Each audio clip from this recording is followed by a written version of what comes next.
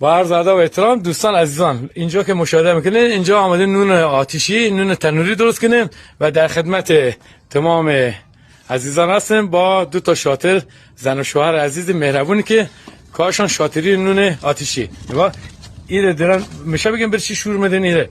به خاطر که تنور سفید بشه و آماده پخت نان میشه. خب دوستان اینجا که مشاهده کردیم این نون پیاز خوش شده، سر پیاز خوش شده، این مثلا به زباله خمیر بعد پهنش میکنن.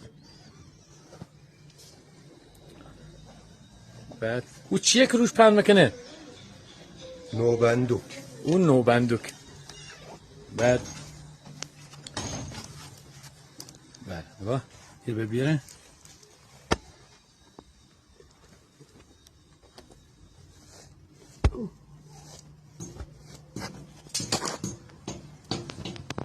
یم داخل تنور یم نون ما به به فقط نون داشته باشه خودش چه نونش به به.